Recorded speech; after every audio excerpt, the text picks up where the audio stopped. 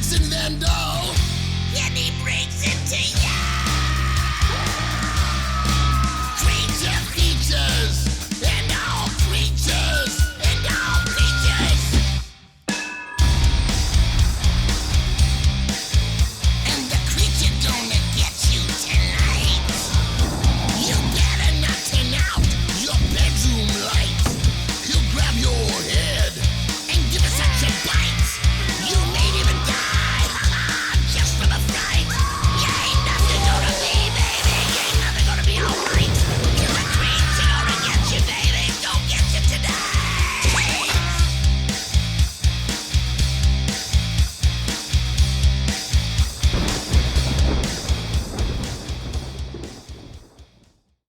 Welcome to Creature Features. Have we a wonderful show for you tonight? First off, we're joined by Mark Pirro, director, filmmaker extraordinaire, and we're going to be showing one of his films. Mark, I call these golden episodes of our program, because we have the movie and we have a principle from the film, so we talk about them. It's wonderful. You know, typically, we have a guest unrelated to the film, and it's confusing. It's like, let's talk about your shoe store and talk about this film at the same time. It makes no sense, but with you, we talk about the film. Not a movie. We talk about your other films. Plus, later on, we're going to bring one of the stars of the film out as well. So this is triple gold for us. Wow. Because we have two principals from the film and a surprise. So if you're watching at home, send us a message. Tell us who you guess the guest will be. They're all going to figure it out rather quickly, I think. You never know. Good. How are you, Mark? How was the trip up? It was fine. Very nice ride. Right? Very No happy. weather problems? No problems whatsoever. No problems with birds on the way out to No Bodega birds. Bay? Didn't see any birds, and the limo driver was couldn't have been better. You know, we often have complaints from our guests Really? who say, I came here and I had such a problem with the birds. And I'm always expecting some Hitchcock-type story where they flew in the window and, like, bit a piece of their ear. And so it's a bird poop story. No, there were some bugs, mosquitoes, maybe a couple of Right. flies, That's but no good. birds. No. So I hope you have time to go see some of the sites. Maybe. We'll Yeah, try. We've got the schoolhouse. It's very nice. If my limo driver will take me That's there. right. I'd The be limo happy to driver go. will take you there. Tonight we're going to show The Deceased Won't Desist.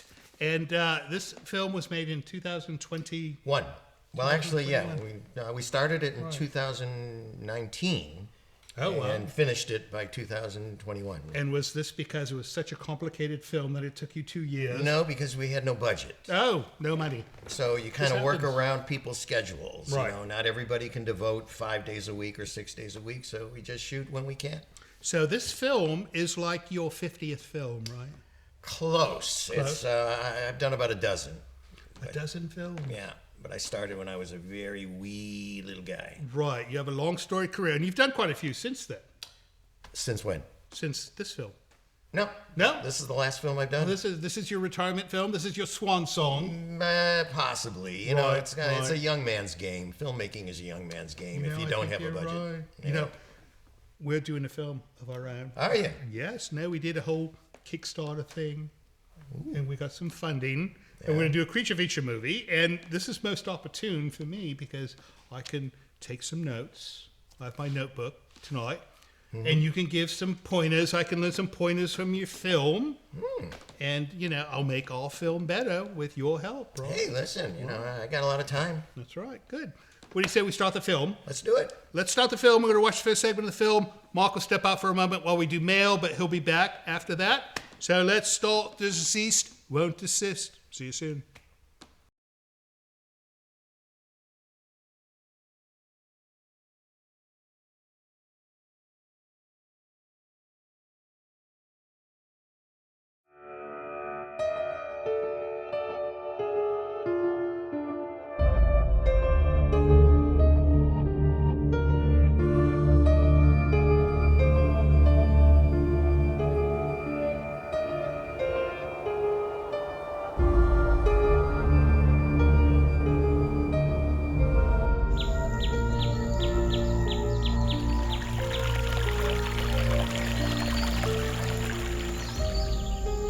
As our beloved Rudy Barnett passes from this world to the next, we are reminded that death, the proud brother, can lurk behind any corner, ready to snuff us out, with barely a moment's notice, ending our existence in the twinkling of an eye.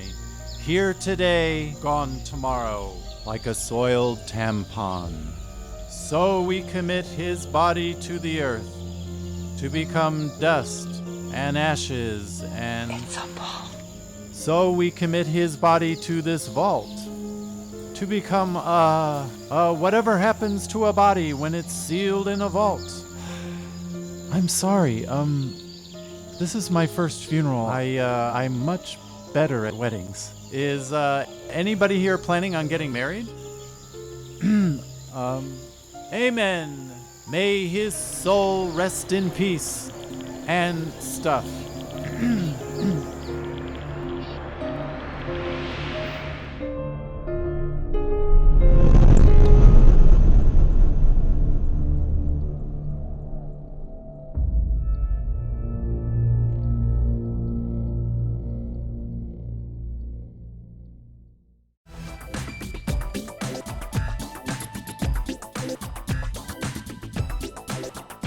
In our final story tonight, entrepreneur Rudy Barnett has died after a short bout with cancer. The eccentric multimillionaire who dabbled in everything from law and psychology to religion and screenwriting was best known as the man who started the Cats Lives Matter movement by successfully lobbying to get one of his cats nominated to the Supreme Court after donating millions to the Republican Party, claiming that the requirement bar had gotten so low that his cat, Muffy Poo-Poo Tail, was just as qualified to be on the bench as the latest appointees. The feline was certain to have gotten appointed had Republicans not lost the Senate majority that year, falling 3 votes short of the number needed for Muffy Poo-Poo Tail to officially get the confirmation. Mr. Barnett leaves behind a wife, a stepmother, and according to his obituary, about a half a dozen unknown beneficiaries.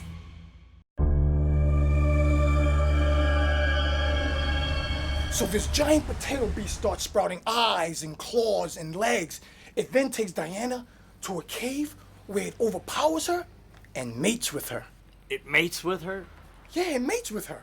So this potato creature mates with Diana. That's correct. So it has a penis? Well, it's not a penis per se, but it definitely is some kind of reproductive organ. What does it look like? I don't know. Mushroomy? And the balls? Tater tots, I assume? I don't know. I mean, we don't need to see it. We don't see it, so how do we know she's impregnated? No, we see that the potato creature mates with her. We just don't see his potato penis. So it does have a penis. I mean, it could have a penis, but that's not really the point of the scene here. What is the point of the scene? The point is, he wants to mate with a human to create a hybrid of human/potato beings to take over the world.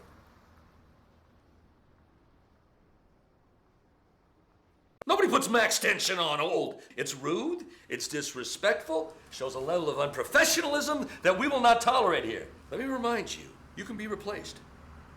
Oh, yeah. Hold on. Moms. What were you saying? So the potato creature with his dangling potato penis and tater tot balls tears apart the city looking for Diana, ripping buildings apart and toppling cars as if they were toys. How do we shoot that? We can use toys. Okay.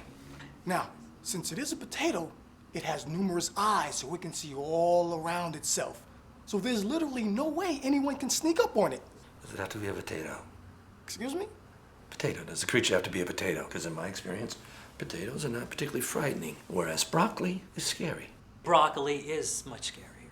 A broccoli creature? That doesn't make sense. Why not? Yeah, why not? It's written to be a potato creature. The title of the movie is Hellspud. So we changed the title to, Stalks from Hell. Stalkers. Write that down. Let me tell you a little something. Before I was in the movie business, I was a grocer. And you know what I learned? People are terrified of broccoli. Terrifying. Plus, there's a whole slew of saps out there that are gonna sell this as an eco-friendly flick. It's a horror film. Horror films cannot promote healthy living. Besides, if it's a broccoli creature, then it won't make sense later in the story when Diana gives birth to a giant French fry. Why not? Yeah, why not? Because French fries don't come from broccoli. Okay.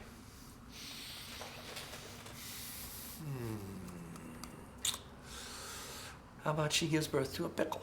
A giant pickle would be scary. Pickles are a scary fruit. Pickle is our answer here. Plus it makes sense, because pickles come from broccoli. You're kidding me, right?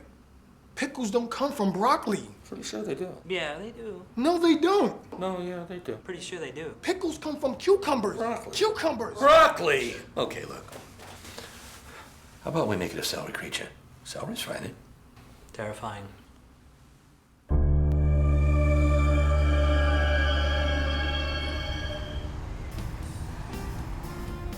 The whole procedure will take about 2 hours. If you want to set an appointment, I need about a week's notice.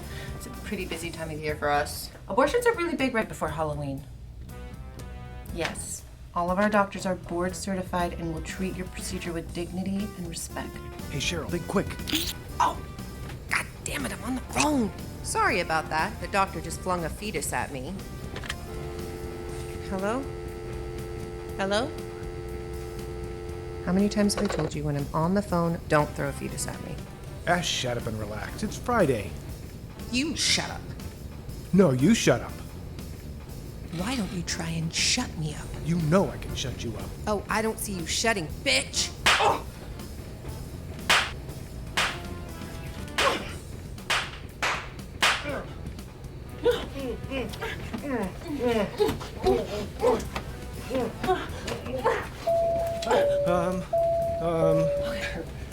Is my next patient ready? Oh, Bobby McBlythe?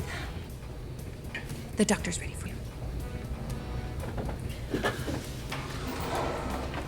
Right this way, sweetheart. I'm a little nervous about this. You're nervous? The last one I pulled out stuck his tongue out at me. Scared me shitless. I'm only kidding. They all come out dead. Don't worry about a thing, honey. It's just like having a tooth pulled. A tooth with little arms and legs dangling from it.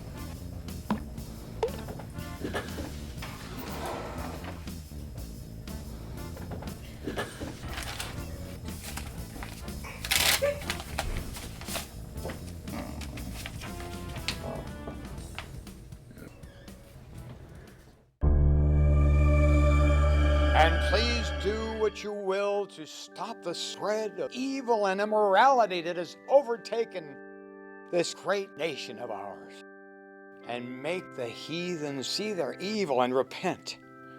This we ask through Christ our Lord. Amen. Amen. Now, many of you have sent letters saying, Father Dickinson, no matter how hard I pray, God just doesn't listen. Well, let us explain something to you all. He does listen. He listens to every single solitary prayer. But Father Dickinson, you say to me, God doesn't answer my prayers. There's a solid reason for that. Pastor Fitzhugh, would you explain? Fixing all the wrongs in the world takes work. Takes lots and lots of work, especially if you're God. And work ain't cheap. Hallelujah. If you want a Mexican to paint your house, or a Negro to clean your kitchen, or a Chinaman to launder your clothes, you wouldn't expect them to work for free. Now, would you? Of course not. You want to hire Jesus? Well, then you're going to have to pay him. Our Lord is a very busy man. And those of you who pray but don't pay him, that's why you don't get your prayers answered. God's saying, hey, you've seen my resume, right? And you want me to do something for you for nothing? You want Jesus to work for you? Then you give him a decent wage. Praise him and pay him. Now, we've broken his time down to an 8-hour day, and we've come to a mathematical conclusion that if every one of you out there sent this ministry a mere $200 a month, that would be a workable amount for Jesus to seriously consider answering your prayers. Now, I know some of you were saying, Pastor Fitzhugh, I can't afford $200 a month. Well, that's just Satan talking through you. You can afford food, can't you? Now, $200 a month breaks down to $6.66 a day. Who can't afford $666 a day? Just omit the drink from your Happy Meal. We know that some of you are out there on medication, but you can buy less medication and tithe the difference to us. And before you know it, we will no longer even need that old medication. Because Jesus will cure your illness better than any doctor out there who would charge you multi-times as much.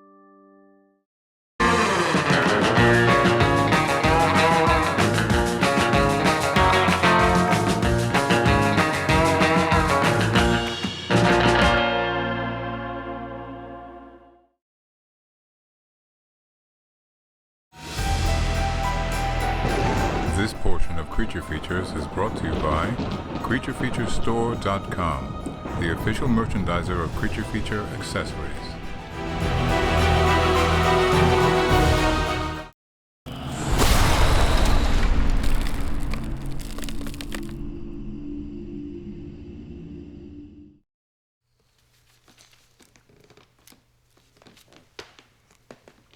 What now? No partisan politics and no religious commentary. I see. Welcome back to Creature Features. We hope you're enjoying the film, but we've got to do some mail, right? Yes, we do. Mark stepped away so we can do some mail, so we shall do mail from you because you sent it to us, and we are required by law to read it, are we not? By law. By law. By law. By law. The bylaw of Creature Features is by law. We have to read the mail. What have you for me, Mr. Livingston? Bill Woodfin from Alton Bay, New Hampshire. New Hampshire. Have you ever been? I was there once. It's full of trees. Lots of them. It's endless trees. That's why they have to bleed them and take the syrup out. Because there's too many trees. All right. Greetings from Alton Bay, New Hampshire, my Creature Feature team. I am absolutely enchanted by all of you who populate the mansion and appear on my 80-inch television in our media room. We do not have an 80-inch television, do we? We don't need one. I aspire to get one at some point in my life. Oh dear. Vincent, I love your pithy observations about the evening's movie, whether it's positive or negative. Mr. Livingston adds common sense and sarcastic remarks that are laudable and comical. Laudable? No, he's consonant comment. It's not just T for him. I have nothing to say. Of course, our Miss Tangella is my favorite, as she portrays both positive and negative emotions, especially with that hideous doll of hers, with a joyous smile or a pronounced frown. I can only wish that the famous actresses of the day were as expressive and entertaining as she is. I believe that was something of a compliment. You know, if she was around back in the old days, they would have hung her, I think, by the neck until she was dead. Burned at the stake. Burned at the stake. She would have been a witch. She would have been in the Salem witch trials. I would like to suggest you acquire some Edward Wood films. Edward Wood. That's typically just Ed Wood, is it not? Ed Wood. It's difficult to say Edward Wood. They would fit quite well with your current catalog of cinema masterpieces. Keep up the good work, and your program brings a healthy dose of humor to our home. Best to all of you, Bill Woodfin. Well, Bill, we tried to get the Ed Wood films, and they said no. Right. Well, they're all copyrighted. No, it's not a question of copyright. It's a question of YouTube. They'll say things like, all right, we will do it for your broadcast, but we will not do it for YouTube. But we cannot do that to our friends on YouTube, right? True. We can say, oh, we're going to show a great film next week, but you can't watch it. That'd be terrible, right? I think you are correct. That's right. Anyways, thanks for writing. Next up, Mr. Livingston. There's Bonnie from Pittsburgh, Pennsylvania. Bonnie. My Bonnie lies over the ocean. Really? My Bonnie lies over the sea. Oh, bring back my Bonnie to me. All right, I just discovered you about 6 weeks ago. That's rather precise. For and about. About 6 weeks ago, and I've been binge watching ever since. You know, this thing with binge watching, it's an American thing, is it not? It seems to be an internet thing. Oh, an internet thing. All right. Cobwebs are taking over my house. The dry humor, deep-voiced Livingston has haunting eyes. I think she's the one with the haunting eyes. Indeed. The adorable and deadly Tangela has the best stuffed animal collection. And the handsome and hilarious British rocker Vincent is easy on the eyes. See, I told you. I adore you all. Have you ever shown Empire of the Ants or Night of the Lepus? Thank you. I will definitely stay tuned. Bonnie in Pittsburgh. P.S. Joe Bob who? Oh, poor Joe Bob. They don't do his show anymore. Who is Joe Bob? Joe Bob Briggs. He did The Last Drive-In and other type of... It's a different kind of horror host. Anyways, our best to him. I think he's going to do a new show of his own.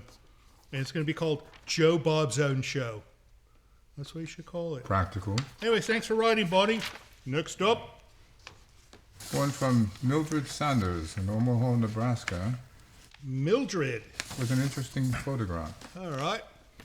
Dear Creature Features, this is Mildred Sanders from Omaha, Nebraska, and I fear I've made a terrible mistake.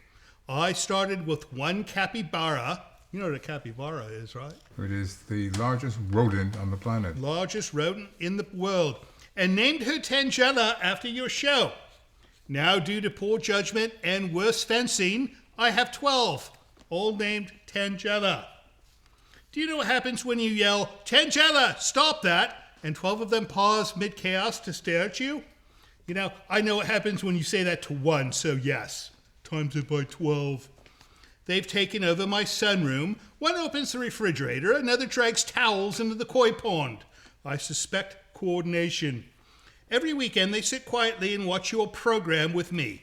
When something strange happens on screen, they all turn their heads at once. Please advise. Sincerely, Mildred Sanders, Omaha, Nebraska. And she sent a photo. Oh my goodness, look at this.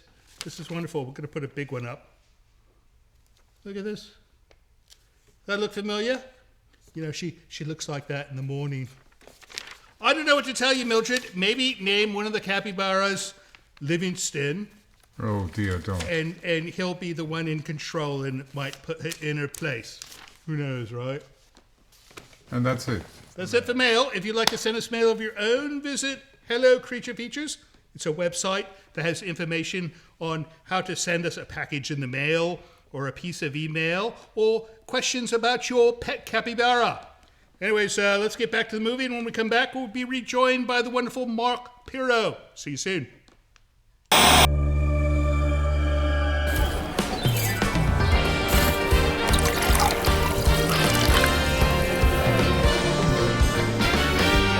Thinking back, no, we didn't need crack. We were fully way whack without that. I'll take a Jack Daniels. I'm sorry, sir. You're drunk, and I cannot serve you anymore.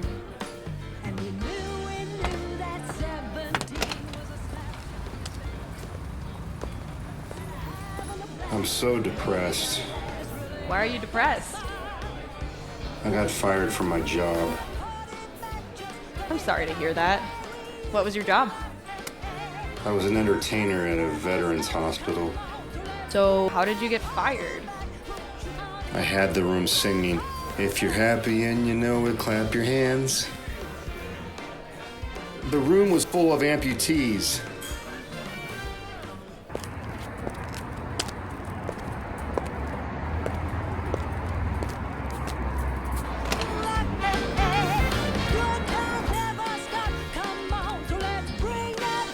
I'll take a Jack Daniels.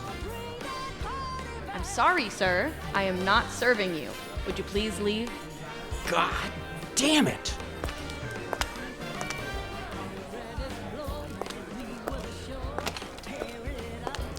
Hey, babe.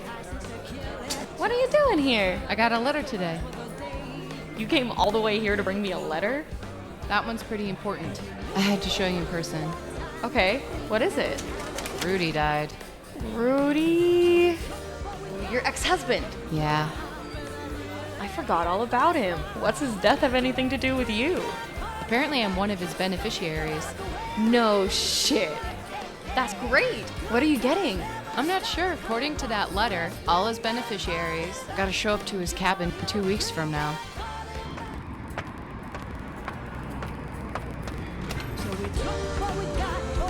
Will you come with me? I'm sorry, babe. You know I can't get out of work here on a weekend. I'll take a Jack Daniels, please. Sir, I have told you twice already, you are drunk.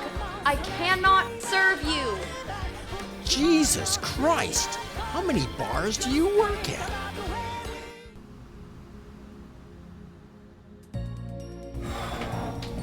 Long day.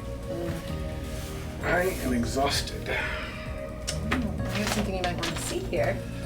That last one was a doozy. I swear the little booger was hanging on from the inside. I won in the end, though. Look at this. What is it? It's a letter from a legal firm. Oh, God. Not another lawsuit. Our insurance will go up again. Is that what you think it is? Looks like we're heirs to some rich guy's fortune. Nice, huh? Who's Rudy Barnett? That name doesn't ring a bell. Me neither. Well, that is some good news. We'll have to look into this. In the meantime, I'm gonna go wash up. And Pete. Incoming!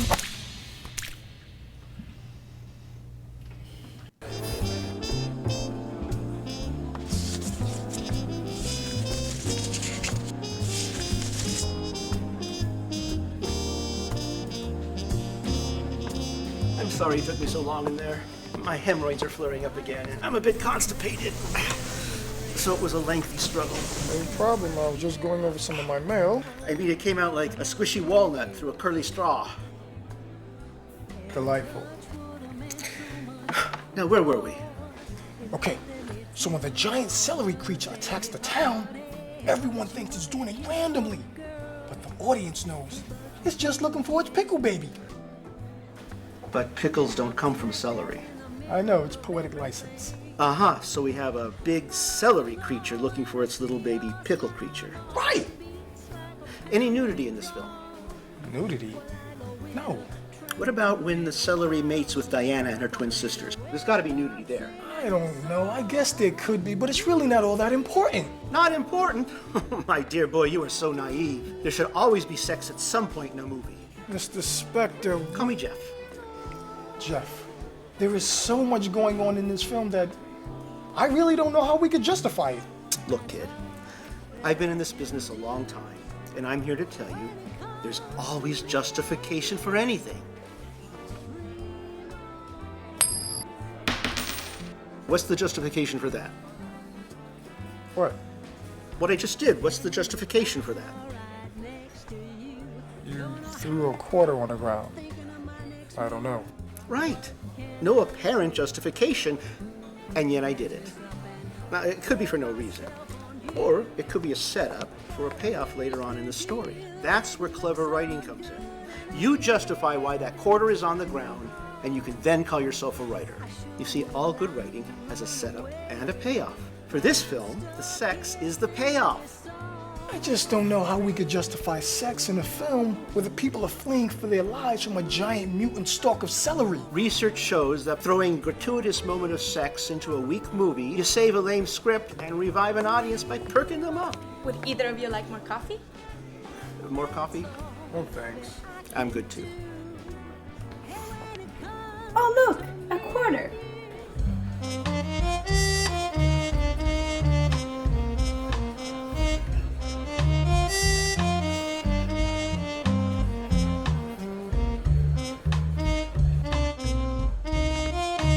Now, what were we talking about? Something about sticking in sex to save a weak movie. Right.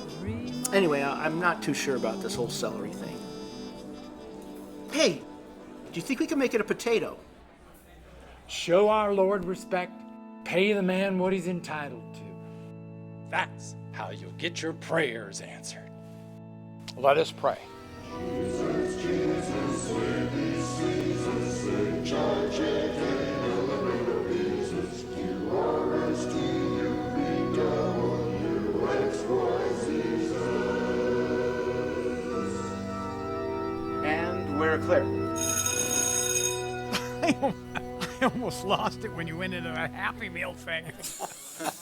Today's pledge is Father. Oh, and you got some mail. Oh, bless you. Only 12,000 today? This is bullshit. We used to pull in 75 grand a day. Sorry, Father, but people aren't as gullible as they used to be. And there's a thing called Google now, and some of your followers are beginning to learn how to use it. We need to work on that. How are we doing on the Make Jesus Great Again caps? Barely moving. Sorry, Father. We gotta find a way to bring in more cash. Oh, fist my ass for the big black dildo. What is it? It's from another law firm. Again? I don't even recognize this one. Jesus scrotum rubbing Christ. Can't you stay out of trouble? You're on your own with this one. I'm through bailing you out.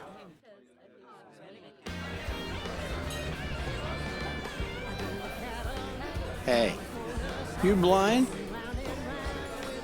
Yes, sir, I am. Want to hear a blind joke? Sure. Blind man walks into a bar. Then he walks into a table. Then he walks into a chair. Then he walks into a person. Sir, I need you to leave. I sure hope you ain't working at the next bar I get to. So, where is this cabin exactly? White Rocks. White Rocks? But that's up in the mountains, isn't it? That's kind of a trek for you to go. Well, according to this, apparently his estate is worth over $500 million, and I'm up for a piece of it. Well, like I said, you can manage a short trip like that. Don't tell me that people aren't as gullible as they used to be. Televangelist Andy Bucky just bought himself a second private jet airplane. Anyway, we can figure out a new strategy when I return. Yeah. I'm heading up to the cabin now. I may come back with a healthy inheritance. First I buy a house, then I buy a yacht, then I buy hookers. Yeah, lots and lots of hookers. Then I buy Viagra. Lots and lots of Viagra. No, wait. Maybe I buy the Viagra first.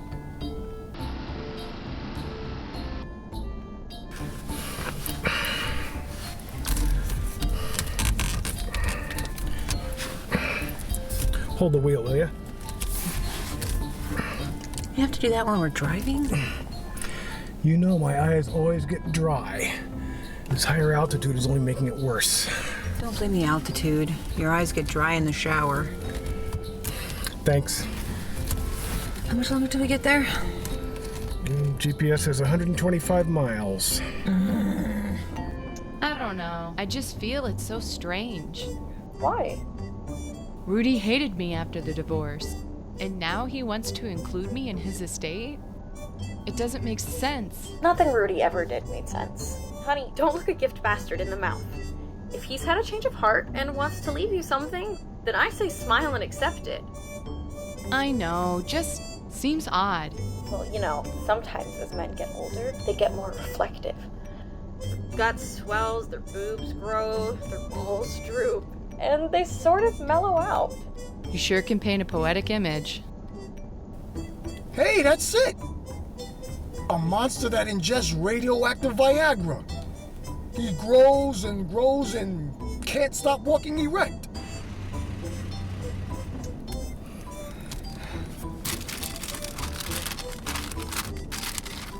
Would you mind not eating those in the car? Why not? I'm hungry. I don't want you dropping crumbs in the upholstery. I'm careful. It's not about you being careful. We might hit a bump or something. I don't want to be picking up pieces of chips off the seat. This is a long drive. I'm tired, I'm hungry, I'm bored, and God, my ass fell asleep. Great. Then it'll be up all night.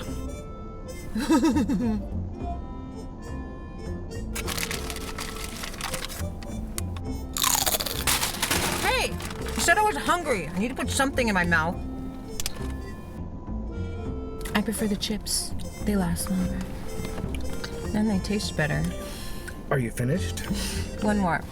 They stay rigid until I'm satisfied. The time you spent together were probably his best years, and now he wants to reward you for them.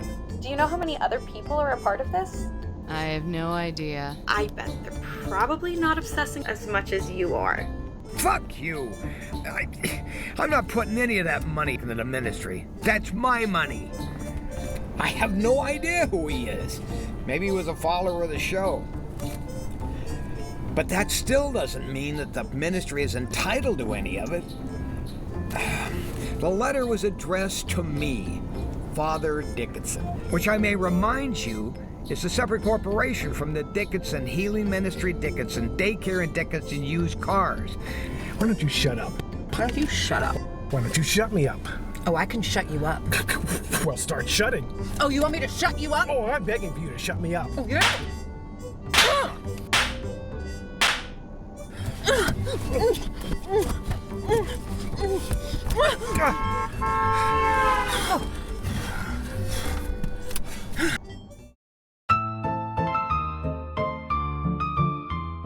Hello, I am Tangela. Vincent has asked me to do a promotion for Creature Features TV, the streaming service that allows you to see all of our shows commercial-free in the highest resolution possible, while at the same time providing financial support for the production of our shows. So here is my promotion. Subscribe today or I'll visit you in the middle of the night with my hatchet. Oh, alright, so, Miss Tangela, Mr. Vendel specifically said not to threaten the viewers again, so... Here we go. So sign up today, creaturefeaturestv.com or else. Well, that's not much better. Apologies.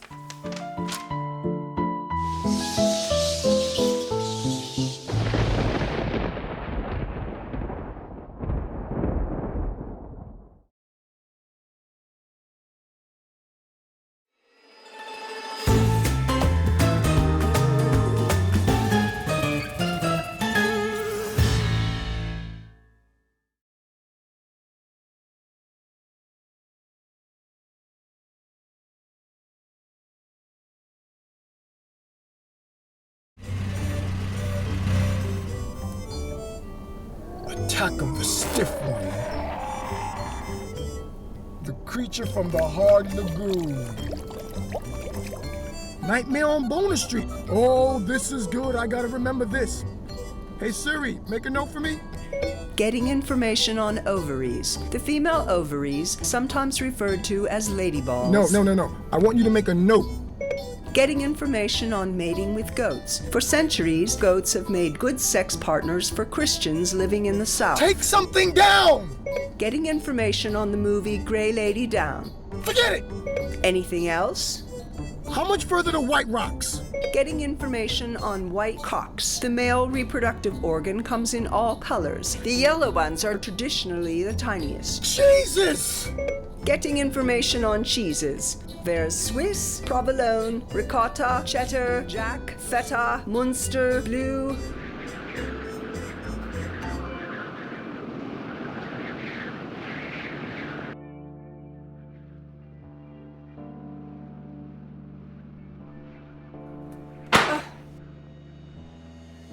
Erica, you startled me. Sorry. I was looking for Mr. Regalia. Oh, he's around somewhere, preparing for tonight. What's to prepare? The losers show up and he reads Rudy's will. There's more involved. Every last detail has to be carried out exactly as Rudy planned, and Mr. Regalia has to follow his instructions implicitly. Everything is timed to the second. To the second what? You look beautiful tonight, dear.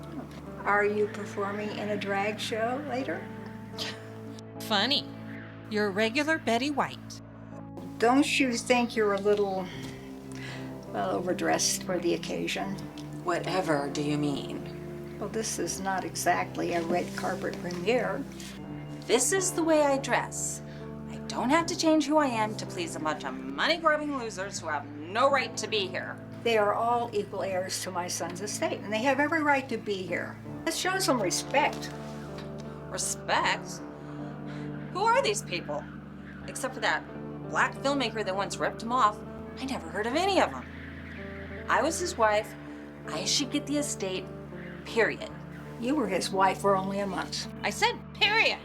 Anyway, It's not the time, it's the quality of time spent. Quality? While he was dying, you were out partying every night. Not every night. And you put off marrying him until you knew he was close to death. I loved the stiff bastard. I loved him so much, I wouldn't even let his terminal illness stand in the way of our happiness. Or stand in the way of his fortune. Are you accusing me of marrying Rudy for his money? If the bank account fits.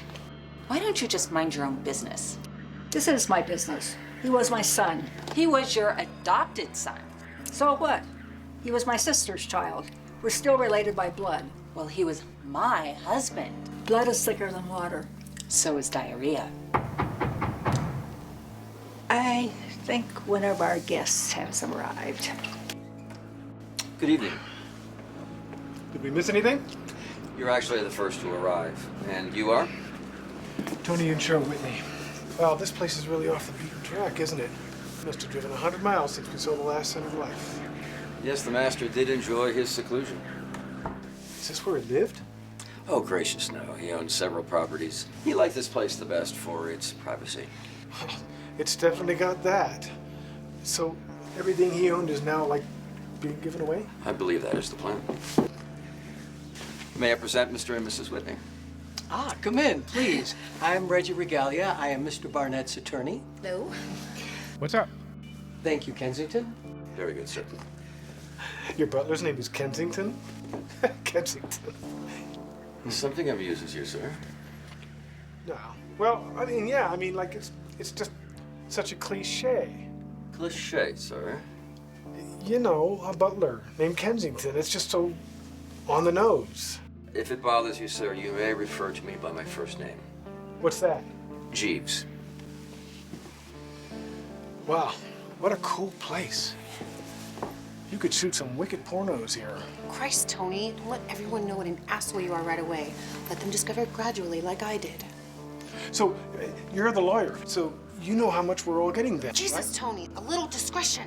And this is Rita, Mr. Barnett's mother. My condolences, ma'am. Sorry for your loss. Thoughts and prayers. He's in a better place. Yada, yada. So how much? Like $1 million? Shut the fuck up, Tony. Hit me when I'm not looking, eh? I dare you, do it now.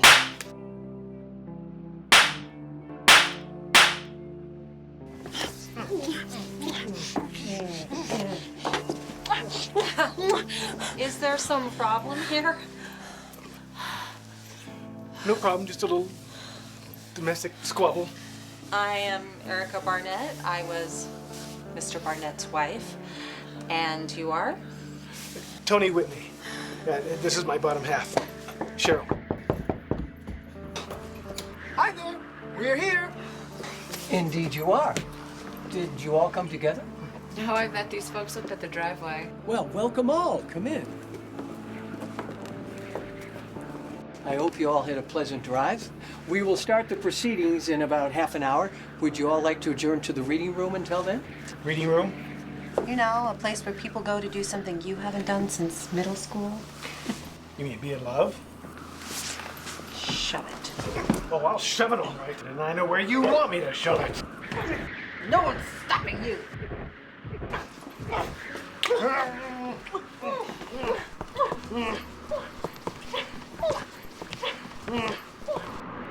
So, I understand that you run an abortion clinic?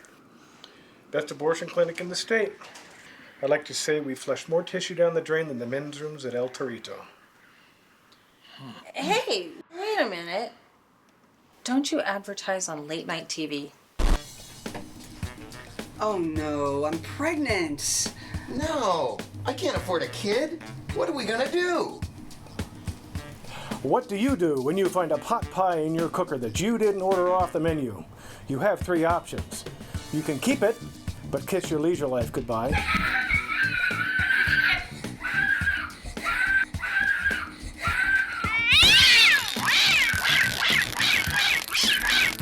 You can put it up for adoption, but you have no idea what'll happen once you've left. Or you can abort it. But aren't abortions expensive? We'll just take care of it ourselves. Yes, abortions can be expensive, but we deal in volume so we can pass the savings on to you. At the St. Suckersell Clinic, we'll scoop that little parasite out of you faster than you can say God's little whoops. I personally have performed over 2,500 abortions on over 150 patients. There's plenty of parking, and anesthetic and bandages are always included. If you can find lower-priced abortions anywhere, I'll not only eat the price, I'll eat the afterbirth. We'll get that little bugger out of you with a minimum of pain and no hemorrhaging, or your abortion is free!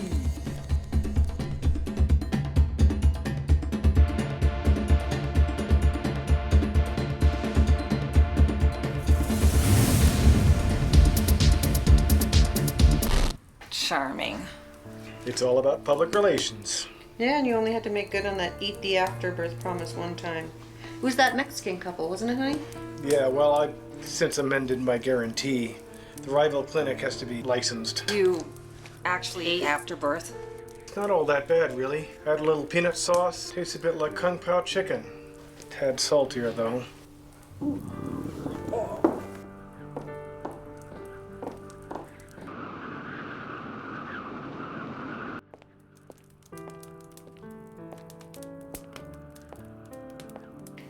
So you're the one who stole Rudy's screenplay.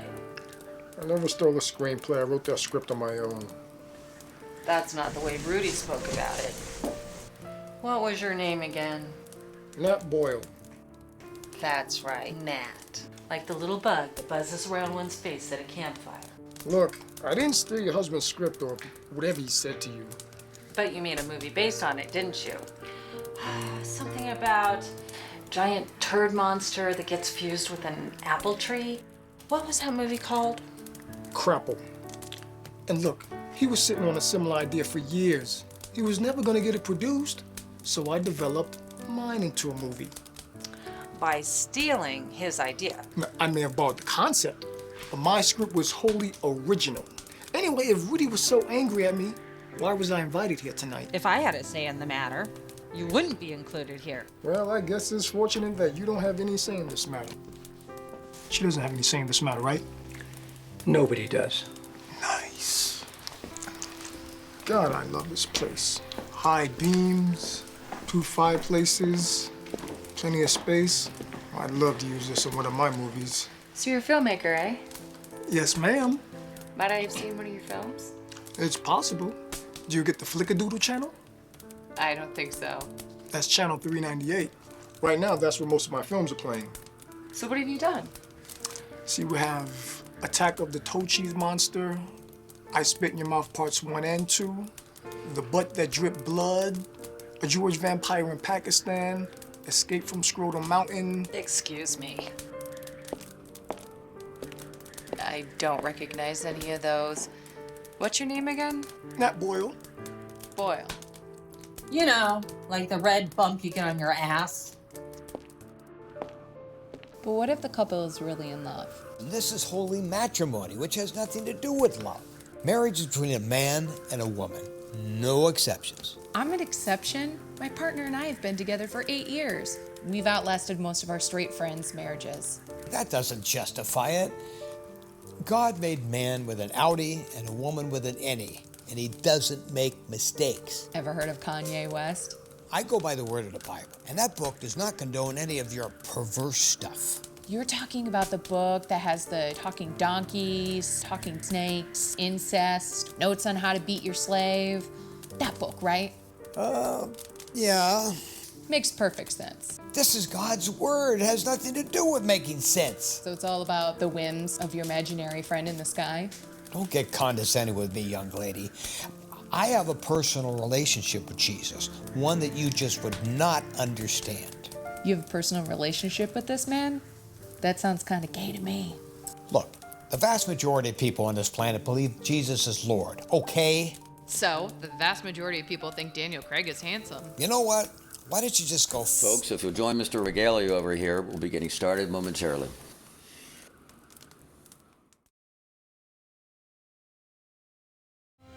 Hello, this is Livingston. Apparently, one of my newly acquired domestic duties is to request help for our show financially by asking you to visit our Patreon page. Your generosity will help keep Creature Features on the air, which I'm not entirely sure is a good thing.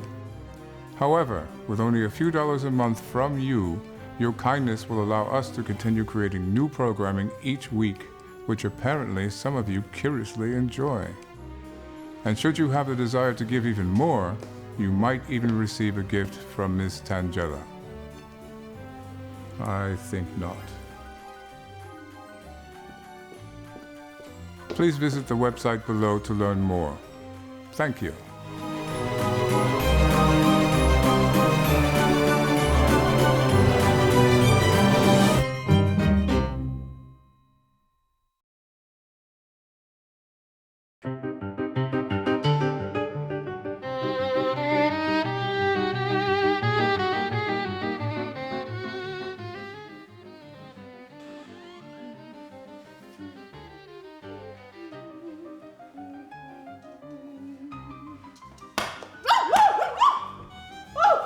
Don't you dare, you little heathen! Stop!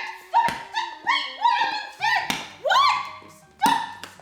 Oh, no! I'm going to kill you! Oh! Oh! You little rascal!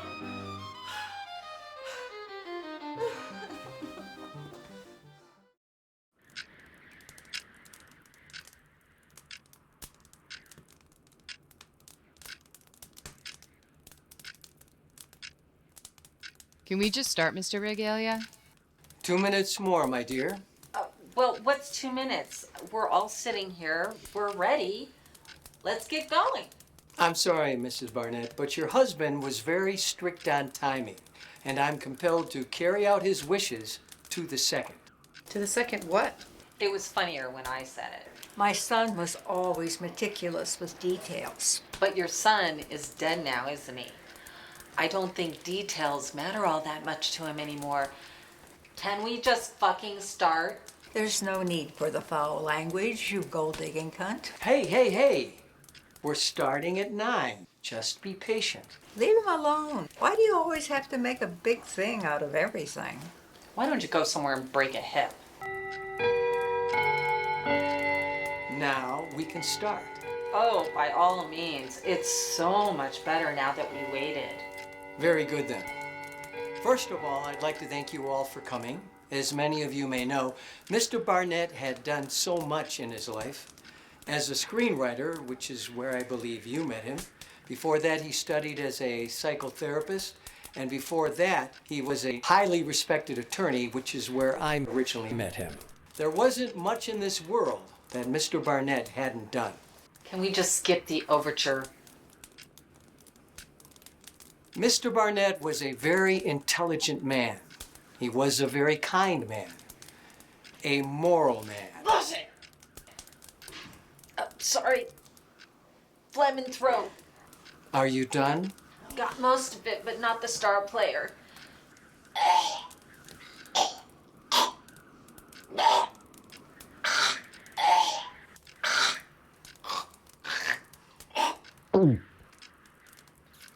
Got it. You've all been invited here because in one way or another, you have affected Mr. Barnett's life.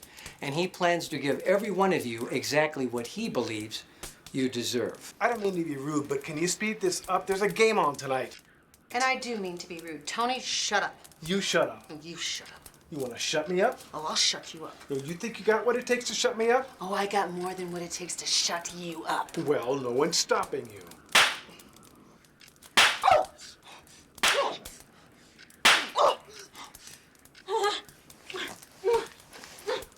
What the fuck is wrong with you two? Will you let me continue? By all means. But could we skip the eulogy and just read the damn will? Actually, I won't be reading anything this evening. What? Then what are we all doing here? I thought we were going to find out who gets what. We will. However, you won't be finding out from me. Kensington?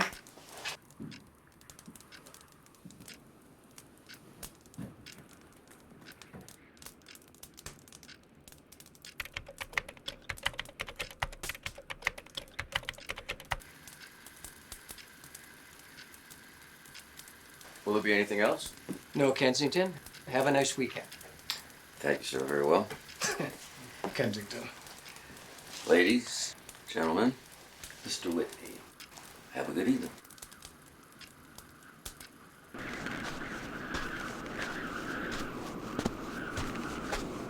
Rudy had this flash drive in a safety deposit box with instructions that it was not to be played by anyone until after his death. So, here we are.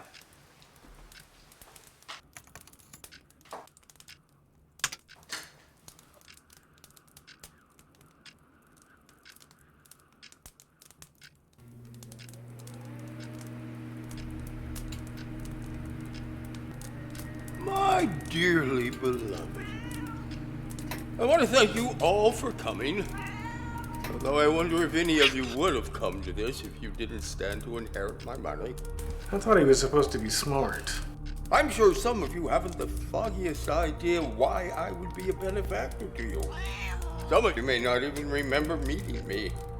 You all had an association with me at one time or another. The circumstances of our estrangement were, shall we say, less than optimal.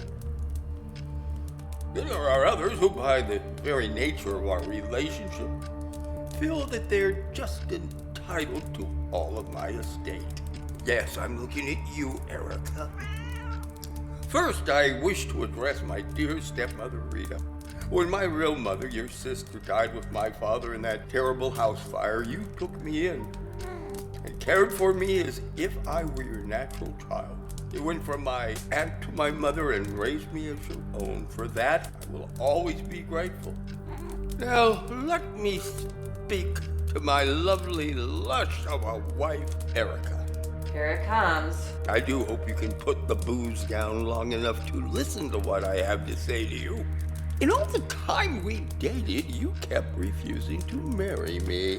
Odd that you finally said yes right after I was diagnosed with a terminal illness. It's hard not to believe that your interest was limited to your expected inheritance. But let's move on for the moment. Bastard. Bitch. To the real love of my life, my first wife, Louisa. What can I say to the woman who stole my heart and then broke it into 1,000 pieces? Not only that, but you aborted the only child I ever conceived. The hurt you left me with never went away.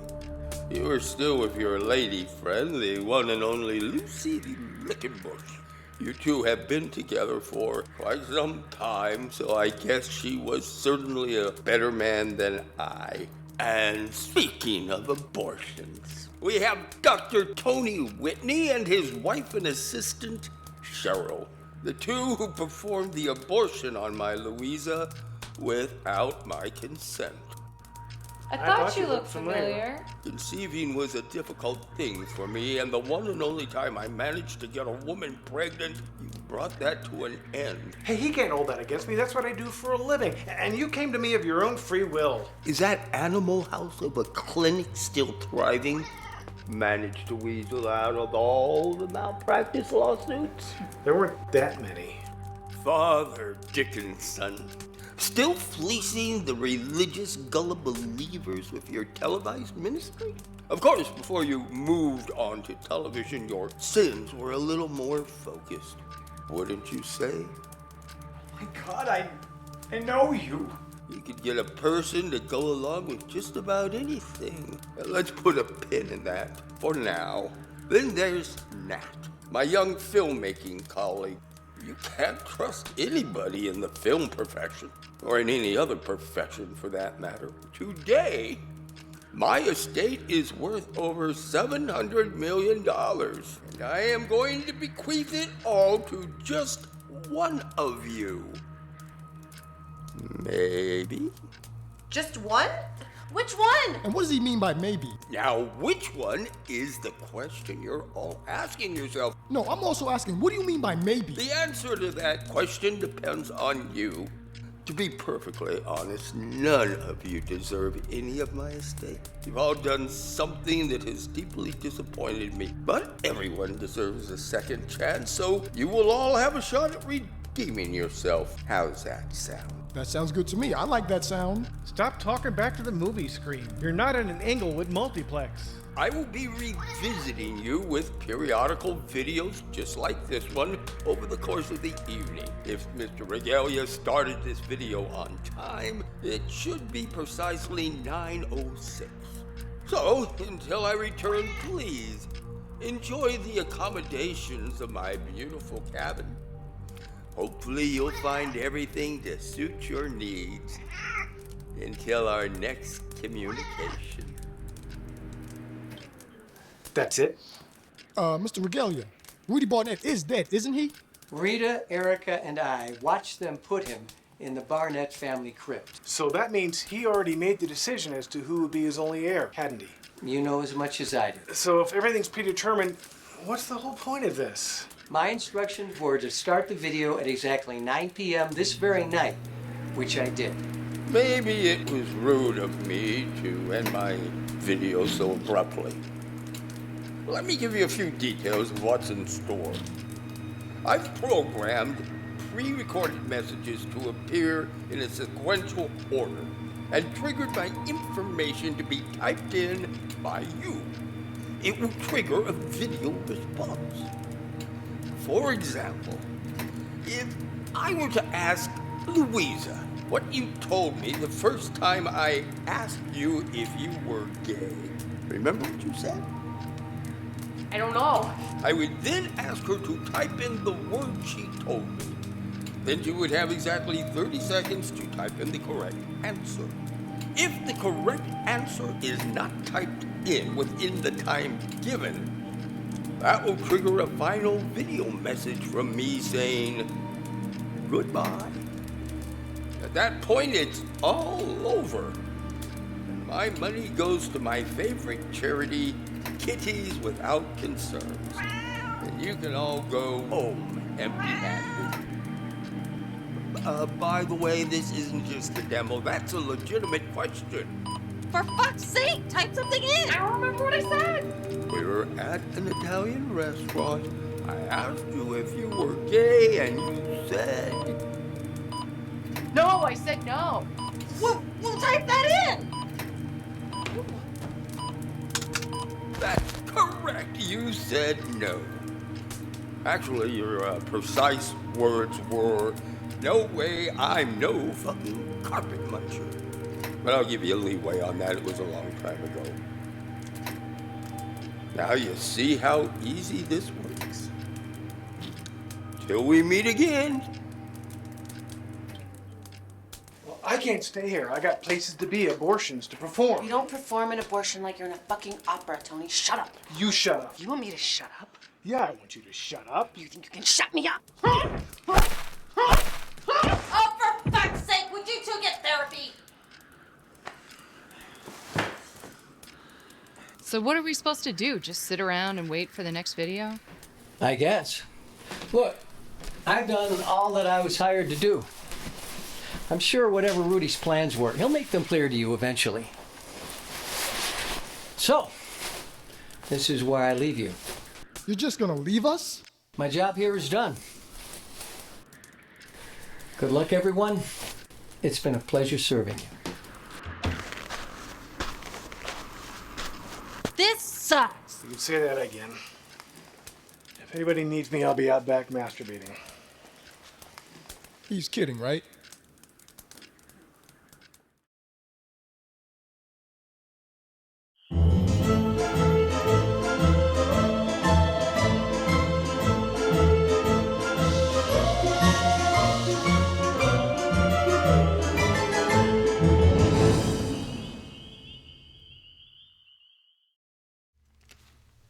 You know, Mark, I'm learning quite a bit about filmmaking by watching your film. I'm honored. Avoid difficult and awkward topics. Oh yeah, I know. I try to stay away from difficult. I don't know. Maybe you do. Maybe you do now. No. It's a risque film. Really? Right. So? No, there's going to be some eyebrows raised out in the audience tonight. Well, we'll just have to bring them down again. So you have a documentary all about you. You heard. Yes. What's it called? It's called Hollywood on a Shoestring. Hollywood on a Shoestring? Some friend filmmaker said, I think we should take your story and put it into a documentary. So they go from the beginning to the end, everything in between. You see my hair change color all the time. You see a lot of different things. Oh, nice. Right. But yeah, the filmmaker's name is Matt Devlin, and he used to be a Super 8 filmmaker, as I was, and he knew me from way back when. So you're a micro-budget film producer? That's what I've been told. So what was your smallest budget? What was your biggest budget? The smallest budget was about $500 and something. Right. The biggest budget was about $400,000, but that wasn't my money. I had a sponsor that had paid for that film. But we've done everything in between. The budget on this film, so small you probably have it in your pocket. Really? Yeah, very small budget. Incredible. But we get a lot. So of... you, I suppose you like say, hey, can we borrow your house? Yes, to do a scene. The guy that does the music for this film, he's done the music for my last 3 films, had a cabin, or has a cabin, and allowed us to use it. So we brought everybody up into the cabin and filmed in his place. Jerry Danielson is the guy who does wonderful music, and had a condo, or not a condo, but a cabin. Cabin. Yeah. Right. No, it looks like a very luxurious cabin as well. It is. I have a friend that runs a restaurant called Michelli's in Hollywood, North Hollywood. Anytime I need an Italian restaurant in my movie, he lets me use it. And so, make friends use what they own. That's it. Yeah, I have to add that Write to that my down. list as well. Yes. No. So, what if you don't have any friends? Well, then you shouldn't be a filmmaker. All right. Yeah. So first get friends. Get friends. Then become a filmmaker. Then exploit what the friends have. That's it. All right. Yeah, they love it. That's good information. And don't make any promises that you can't keep. Don't say, hey, we're going to give you lots of money at the end of this. Oh, no. And then it doesn't happen. No, I would not promise any money at all. That's the way to do it. Right. No, go. If you help me make this film, then perhaps one day I shall be rich and you could come borrow something of mine. That's the carrot to hang over them. No, it's got to be like a maybe opportunity of some kind, right? Well, you want them to think that something's going to happen eventually. Right. All right, what do you say we get back to the film? Let's do it. And then when we come back, we're going to have our special extra guest, right? Yes. Do we tell anybody who it is? No, we have to wait till the time. From the movie. You have one more segment to guess who it is. See you soon. Well, all I'll say is you'll never find an atheist on an anti-abortion line. Why would you pick such a vocation? Why not? Supply and demand. The hours are good. Yeah, it pays well. Pays well? Wouldn't know it by the way you spend money. I spend money. Yeah, right. When was the last time we went to an expensive dinner? He won't spend more than $10 on eating out. I don't see the logic in spending a bunch of money on something that'll be poop in 12 hours. Cheap fuck. Bitch. Bastard. Slut. Dick. Whore. Whoa! I take it you two don't get to church much, do you?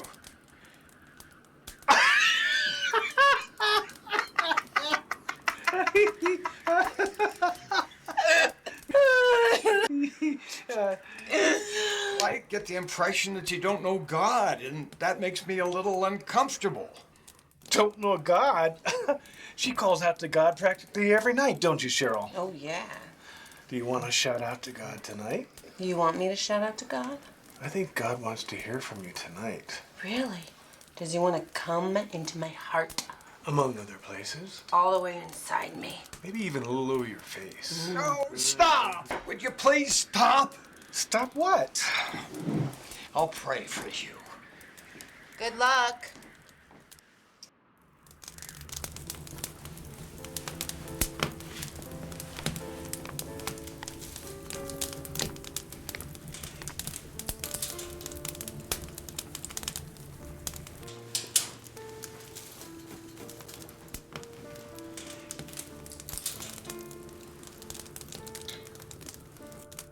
What you writing?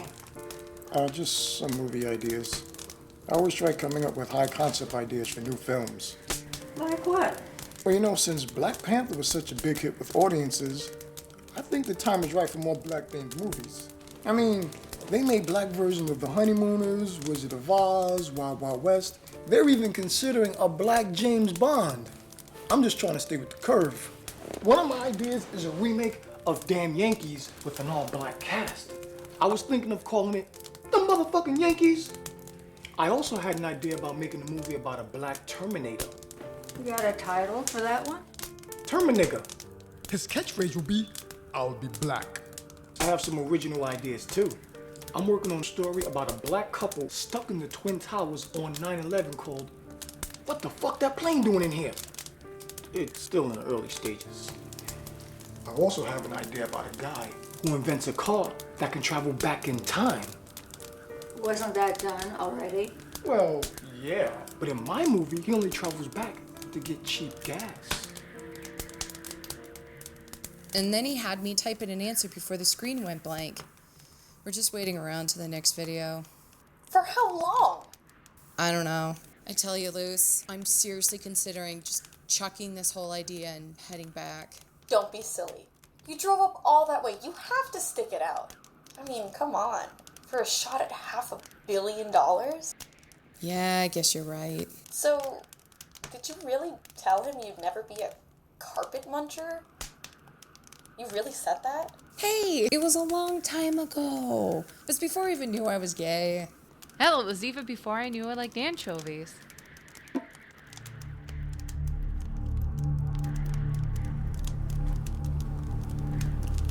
Hey, I just lost internet. I did too.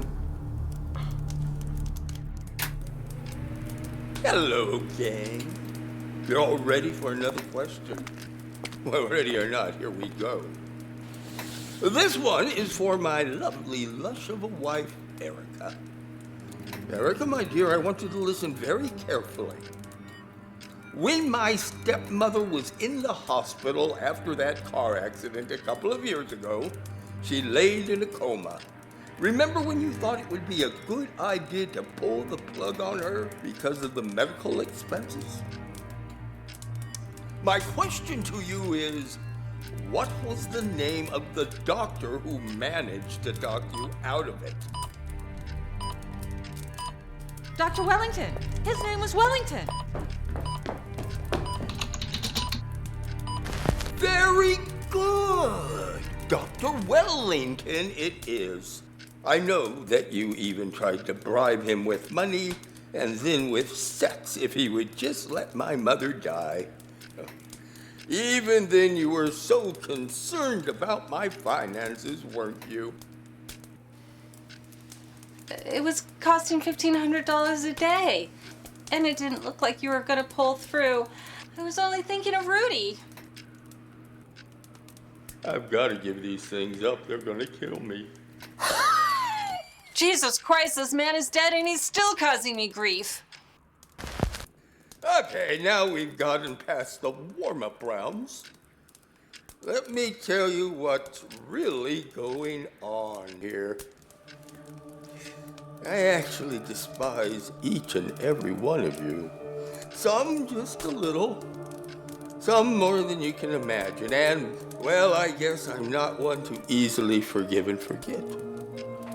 So, at the end of this weekend, one of you will own my entire estate and all its holdings. However, one thing I failed to mention is this.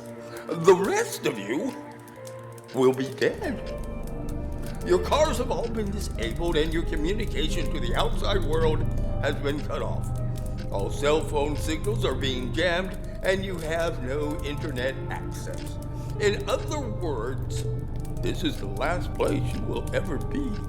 Revenge is a dish best served cold, and you don't get much colder than me. Oh, how it does my heart good to imagine you all so frightened and confused. Now you know how you made me feel at one time or another. Within the next hour or so, one of you will no longer be alive. To that one I say shalom. To the rest of you, I bid you all adieu.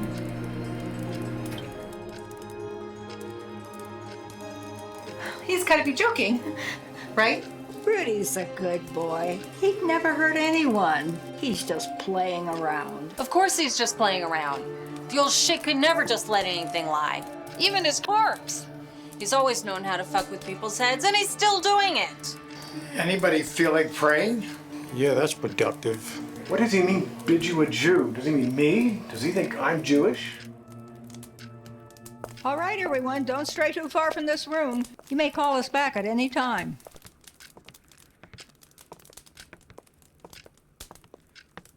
You smoke weed? Does a whale have a blowhole?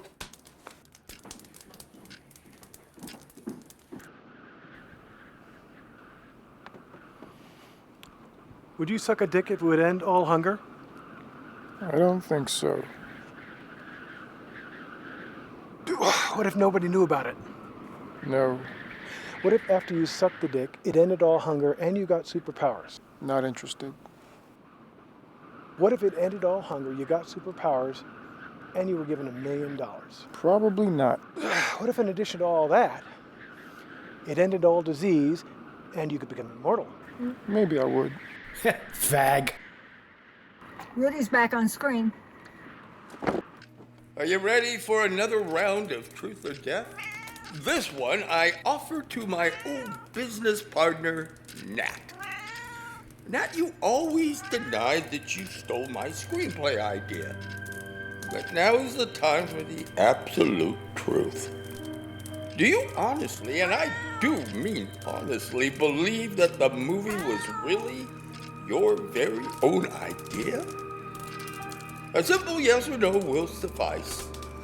I suggest you choose your answer very wisely, or the money goes to the kitties.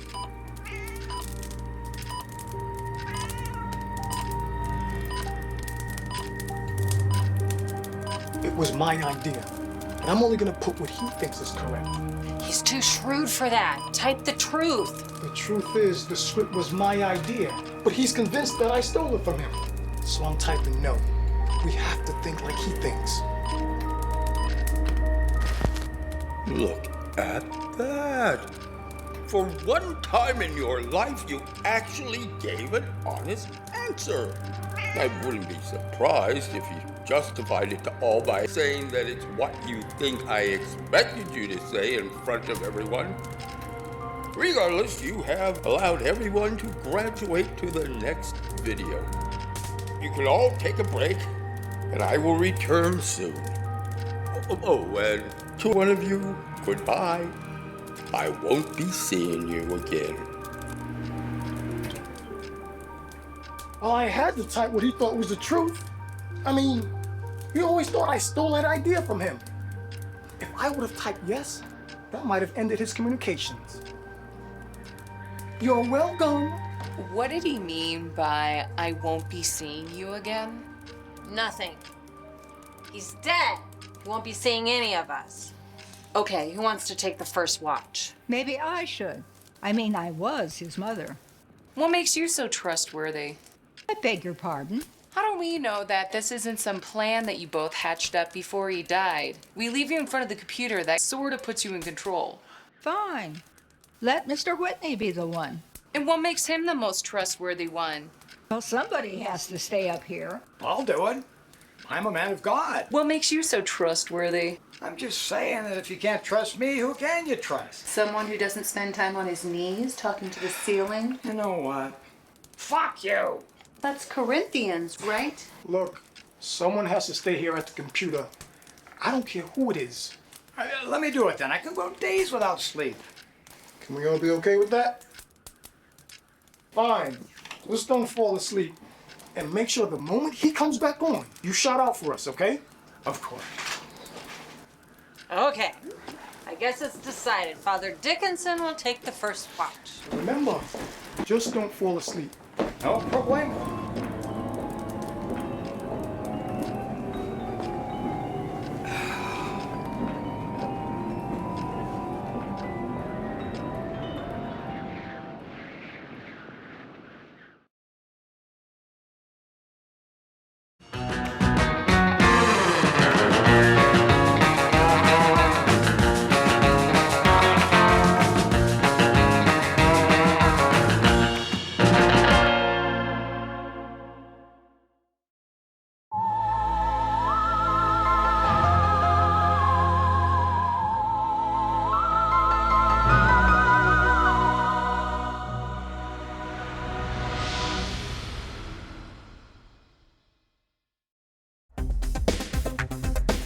Hey, Vince Angela and Mr. Livingston.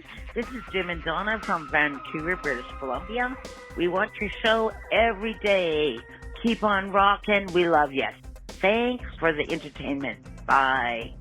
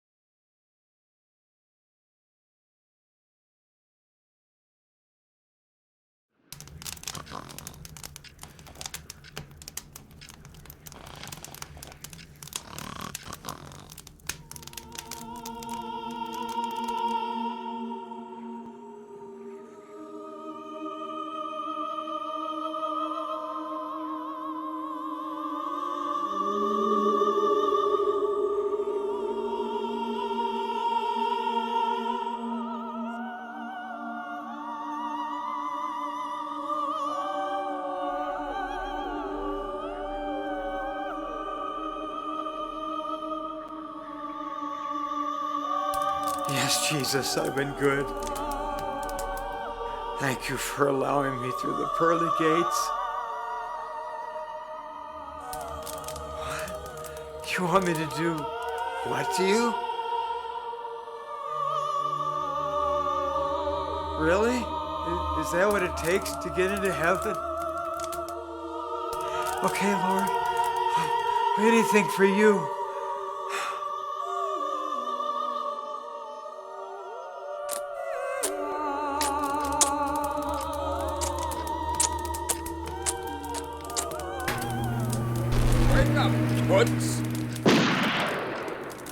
Bless me, Father, for I am about to sin. Remember, I said that one of you will no longer be with us? Guess who gets that honor? And you know how you're going to die? Open the top right drawer of the table this computer is sitting on. You are going to take your own life. Aren't you excited? You get to meet Jesus. Fat chance. And if you've never fired a gun before, don't worry. There's a full clip of bullets in there in case you fuck up the first shot and just shoot yourself in the nose or something. I want to give you every opportunity to get this right. You know, after the time you had your moments with me, one day I started thinking that with all the young, innocent boys around you, some much cuter than I, that I couldn't have been the only one you touched. So one afternoon, I picked up a little spy camera, and I concealed it neatly in your prayer room. And guess what wonderful evidence this camera got? You want to see my favorite? It was with your star altar boy. Now, aren't you glad to be absolved of all your sins, little Billy? I guess so. I just didn't know that confession was supposed to be done without any clothes. It makes our communication with God that much purer. God prefers us naked, the way He made us, kind of like Adam and Eve. But Father Dickinson, God didn't stick His finger up Adam's butthole. Now, we don't know that for sure, Billy. The Bible is vague about things like that. We do know that He took a rib from Adam to create Eve. So it's not a stretch to believe that He stuck His finger in Adam's butthole to get better leverage. Love that new altar boy smell. What do you think? Nostalgic? I have a lot more. In fact, several hours worth. But guess what? At this very moment, all the videos are being emailed to the local police, the FBI, and everyone on your social network. Do you know what convicts do to child molesters in prison? Especially the ones who do it under the umbrella of religion?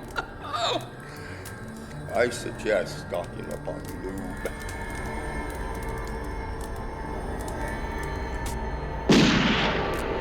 What the hell was that? I don't know. You stay here.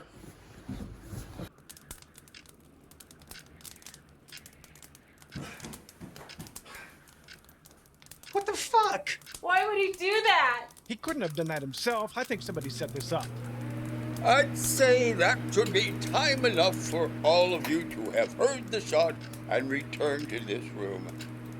What happened? Are we all here? Back to the bedroom. I know this may appear unsettling to you all, but I speak for every altar boy in America when I say he deserved it. So I guess you can see that, unlike the late father here, I don't kid. Well, looks like all of your odds just got better. I give you time to clean up. What could have made him shoot himself? Are we sure that he did in fact shoot himself? Maybe somebody made it look like a suicide. I saw that. What? You put a gun in your pocket. That's right, I did. I'm not gonna leave a gun laying around with a potential killer lurking about. So why do you get to hold the gun? Don't start. Nobody's starting anything. We're just wondering what gives you the authority to hold the gun. I'd say because I'm holding the gun. I'd say that gives me pretty good fucking authority. Okay, that's a good point. Now look, we have to stick together. Nobody goes anywhere or does anything alone. Understood?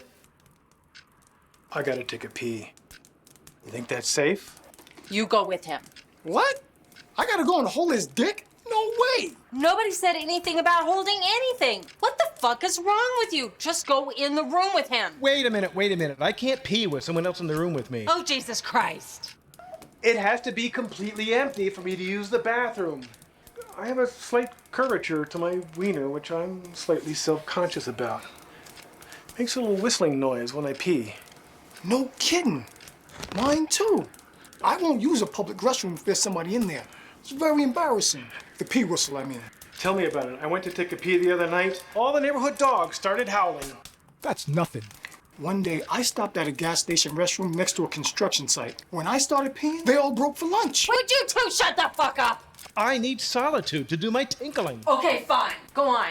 Just make sure the bathroom is empty and lock the door as soon as you get in. I always do.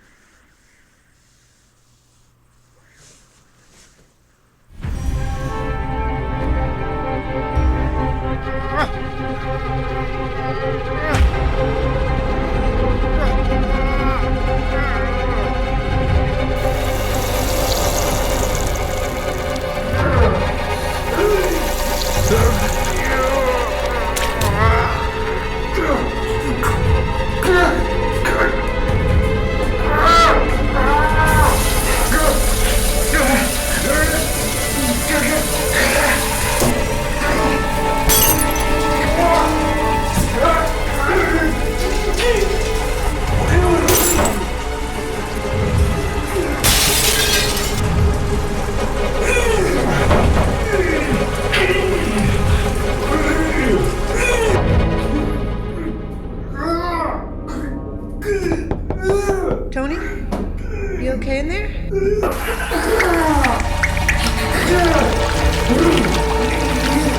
Tony! I told you not to have that second enchilada.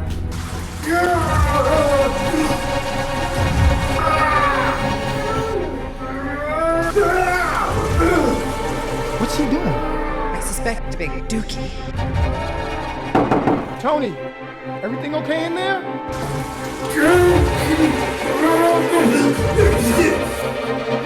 What's wrong with him? Mexican buffet. All you can eat. I guess he's paying for it now. Tony!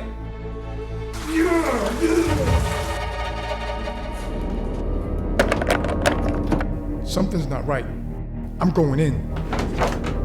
You might want to let it air out for like 10 minutes.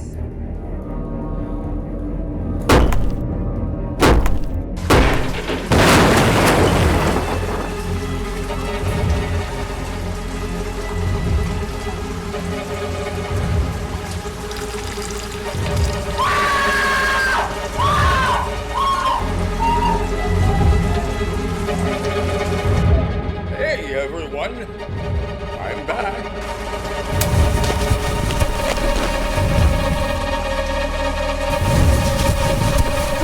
First of all, let me express my deepest regrets on the untimely demise of abortionist extraordinaire Dr. Tony Whitney. I was never crazy about his career choice, but I knew eventually he would see things my way. Too soon? What happened to Tony? He's dead. What? How? Don't grieve too long, everyone, and don't start turning on each other. If you wish for even the slightest chance of survival, you have to stick together as a team. And remember, there's no I in team. Come to think of it, there's no I in Tony either. Of course, I'm sure every one of you are concerned about who will be the next one to go. Well, I'll make it easy for you. Muzzle tov, Nat, my plagiarizing old friend. You're the winner. Hey, come on. I laughed at your eye joke. Yes, Nat, you are the next one to bite the big one. But look on the bright side. When this is all over, someone just might make a movie about you. You'll be famous. I've had enough of this bullshit. I'm getting out of here. How? The cars don't work. Has anyone actually checked them? It could be a bluff. And what if you're wrong? I'll get my car going, and if that doesn't work, I'm walking. Walk to where? You'll freeze to death before you reach civilization. It's safer to stay here. Tell that to Tony and Dickinson. Oh, wait, you can't tell them, because they're fucking dead. And I'm not going to be the next victim of yours. Of ours? That's right, Morticia. Someone here is carrying out Rudy's plan and making it look like he knows what's going on. And it has to be one of you. Try to stay rational here. Rational, schmational. Maybe Rudy made an agreement with one of you before he died. Maybe Rudy really isn't dead. No, whatever. I don't give a runny burst of crap. I'm getting out of here while the getting's still possible.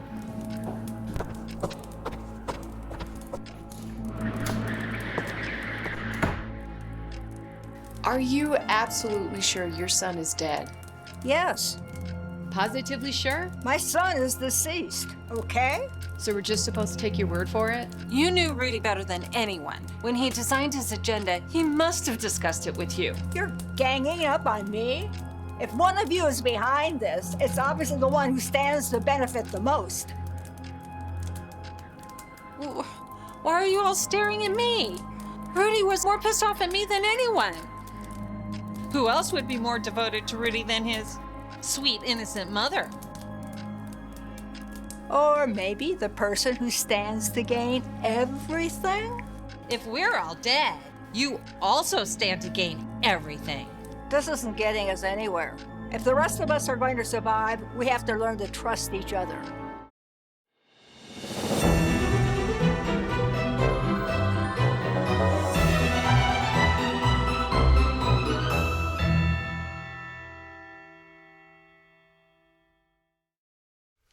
So, Erica Barnett, who does your hair? A very expensive lady in Beverly Hills. Wait, do you think she'll do mine? No. Didn't think so. Welcome back to the show. We are joined by Erica Barnett from the film you're watching, otherwise known as AKA Debra Lamb. Debra was just here a few weeks ago. What happened? Did you never leave? Did you hide somewhere in the house? I asked Tangela if she had a little closet that she could hide me in, and she had a fully furnished little nook, and she's been feeding me. Thank you, Tangela. That's nice. Thank you. I hope she's not been feeding you like she feeds her pet snakes. No, but actually she did serve me a nicely roasted rat, and it was delicious, I must say. She spiced it up. Oh, it was numbers. So I can tell you right now that this is a fib because we have no rats or any other type of rodents in this household. Thanks to Mr. Livingston.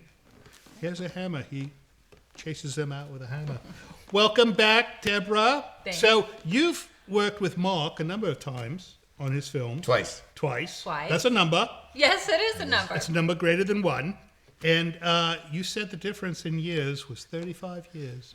Approximately. 87 was the first time we worked together. Yes. So do the math. And what film was this? It was Death Row Game Show. Death Row Game Show. Right. And what was your role? I was the game show hostess, Shanna Shallow. I did a lot of this and a lot of that. Oh. You're quite good. It's like the Vanna White thing, right? It totally is. Her name was Shanna Shallow. Shanna Shallow. Vanna White. Shanna, Vanna. Oh, I see. So, no, this is pre-planned. Plus, there was an added little performance that I did in that particular film. Is this something we could talk about in front of a young audience? Try it. Yes, I did the dance of the seven. Boners. Oh, good Lord. Can we say boners? As long as we're not too specific, I suppose. Bleep it out. Right. No, right. it's a little puppy dog chasing a bone, that kind of bone. Oh, I Yes, see. Yes, little Fido. So it's like a canine Fido Yes, type moment. family-friendly little Oh, that's puppies. good. Yes. That's nice. That's nice. So, long gap, and you did several films since then. Right. And Because she was unavailable. She moved away. Yeah, Right. she moved to another area. And then Right. I did a movie called Celluloid Soul, and we had a screening, a premiere. Right. And she came to the premiere, and that was the first time I had seen her in 30-some-odd years. Oh, my. And then she said, I'd love to do a movie with you again. And it just so happened I was preparing Deceased Won't Desist. And originally, it was going to be Judy Tenuta. Yes. It was going to play your part. But poor Judy, the comedian, had cancer and Oh, no. ended up backing out of the film. She got the role. Wow. So you got it by default, in a way. Yes, yes. But she did a wonderful job. Thank She's you. doing a wonderful job, as you can see. And, Yeah, we're you're very wonderful in this film. So, how long did it take her to do her parts? I mean, was it like one day of shooting, or was she down there for a week, or what was I it? think it was about 3 or 4 days. We would go up to this cabin, and we just packed everybody in cars, and we shot segments. And then Where was the cabin? Where was the cabin? Right. It's in Pine Mountain Club. Is that near Big Bear? I don't know. Is it? I don't think so. I don't know. Yeah. But I like Big Bear, but I've been up there like 5 or 6 times. I've never seen one big bear, let alone a small one. we saw bear tracks when we were there in the snow. Somebody told me if you'd been here last week, you could have seen bear tracks. Well, And I we did saw not bear even get tracks. to see those. So, did you have fun making this film? It was a blast. Mark and I go way back, and we're such good friends. He has movie nights on Sundays, and Notice how she completely avoided what I asked her. well, She did not have fun making this film. I had so much fun making this film All because right. I love Mark so much. It was definitely an ensemble cast, and everybody, we all were just in it. It's like Judy Garland and Mickey Rooney. We forgot to mention Paul Bennell. Yes, Paul Bennell. Paul Bennell's been on the show. He was in the very first segment, right? That's the only part he's in, right? Yes, he was the yes man for the producer. He was wonderful because he sort of plays a bad guy, right? Well, Not- not a good guy. He's been in a few of my films, and I've always found a place for him. And he's done different things. And he was in Death Row Game Show. Yes. He was in Celluloid Soul. He played like a Harold Lloyd character in that one. Have you ever been in a Paul Bennell film? I have not. Paul, fix this. Yes. Well, he's only Right made 2 away. films. I mean, feature films. Has he only made 2? Yeah. I mean, he's done Why did I shorts. think He's done a more? lot of shorts. Oh, is that it? But he did 2 feature films. Ghastly Love, and recently he did one with Crispin Glover, Blind Bargain. I've done shorts, but they're really more like knickers. Got it. I must tell you, besides it being a blast working with Mark on The Deceased Won't Desist, as well as it was on Death Row Game Show, but there is a big fan of Mark's who wants to make a sequel to Polish Vampire in Burbank. And this is the one that puts your name up in the marquee. That's the one they're going to remember me for. Polish Vampire. Polish Vampire in Burbank. In Burbank. I lived in Burbank for a short bit of time. I did not even see a regular Romanian vampire, let alone a Polish. Really? Well, they have new laws there now, so you got to be Oh, is that careful. why? Yeah. Right. All right, what do you say we finish this film? Let's do it. And then when we come back, we're going to find out what you two are doing next, right? Yes. What are we doing next? I don't know. Will it be together? I Make hope. a plan, Yes. and we'll announce it when we come back. Okay. All right, off we go to the rest of Deceased Won't Desist. Don't go away when the credits roll, because we'll be here when you come back. And if you're not here, I'll be quite sad and I might cry.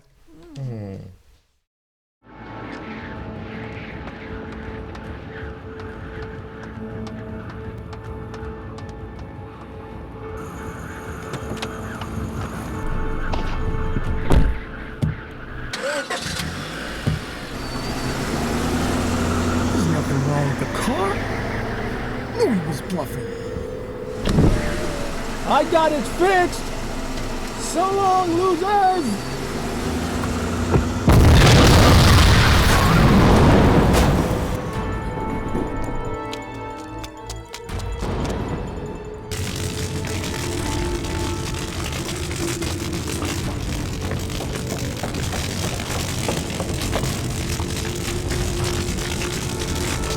You think he's dead? He knew that Snap would be the first one to start his car. You don't know that. He could have rigged them all to blow. Why, I guess Max always thought his next project would be explosive. What the fuck do we do now? Putting out that might be a good idea. Do you know if there's any fire extinguishers in the cabin? No. No, there are no fire extinguishers, or no, you don't know if there's any fire extinguishers? Just no. Big help, you know that? Rudy's back up.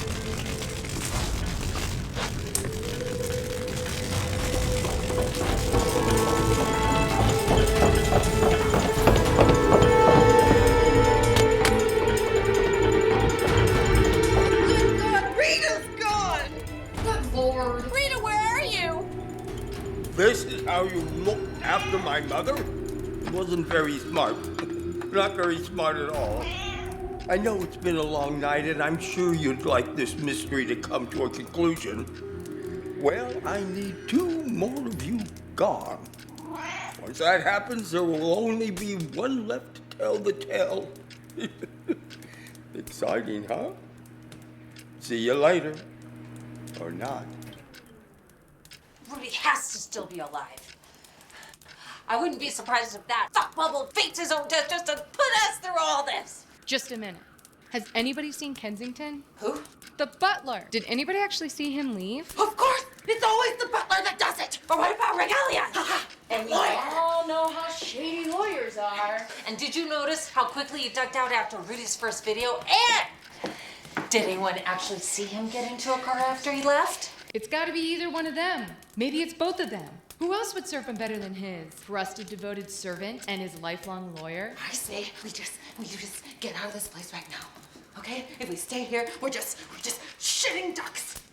You mean sitting ducks? Check my underwear. Jesus Christ, we both just stop? If you want to try to make it out of here on foot, then you just go right ahead. I've had it.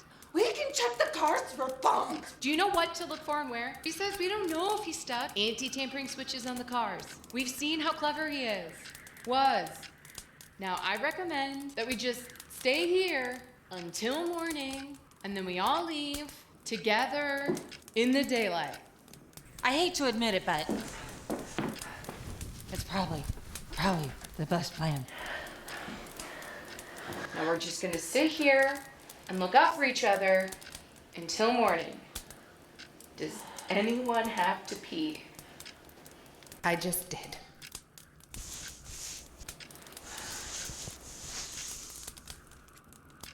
You ate asparagus today, didn't you?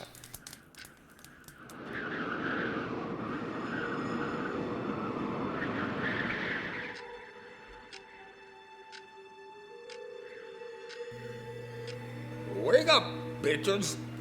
It's time to conclude our little adventure. Did you all have a nice rest? I hope so. You'll need your energy for the grand finale. Cheryl? You okay?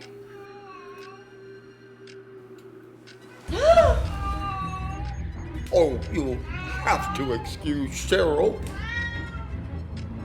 I'm sure she's feeling a bit drained. That son of a bitch pulled a Doc 5s on her. What? He drained all of her blood! I hope you appreciate how difficult it is to anesthetize a person and drain their blood without waking them up or the people beside them. Not an easy task. So now there are only 2 of you left. My cheating, gold-digging bitch of a wife and my Louisa. You should be flattered. I saved you 2 for last. I guess it's time to come clean here. To be honest and upfront with you, I have an accomplice. I'll be back. He has an accomplice. It's you. You're in on this with him. He said you're the love of his life. He only pretended to be upset with you just so you could trick me into trusting you. You 2 planned this together. Don't be stupid. I've been next to you on the couch the whole time. Put down the poker. Don't deny it. You carried out all these murders. You synchronized the videos to appear at the right times. What about you? You've had access to Rudy's technology the whole time. Give me the poker. Oh, I'll give you the poker, all right.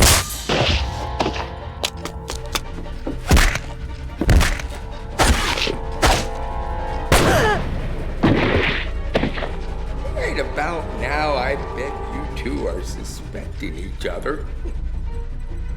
Well, I've got something special in store for you. I've cooked up the most fiendish and cleverest.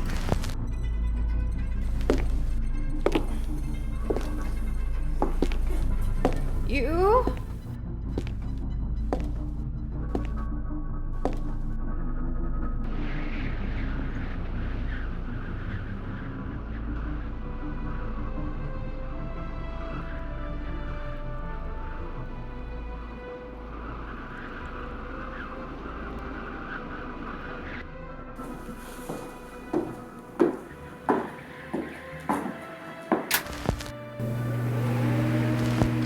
Well, if you've triggered this video segment, it means you have completed all of my instructions successfully.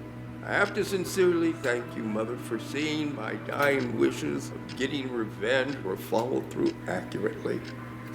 You were the only one I knew could be trusted. Your love for me was the only thing I needed to know that you would follow my plans implicitly.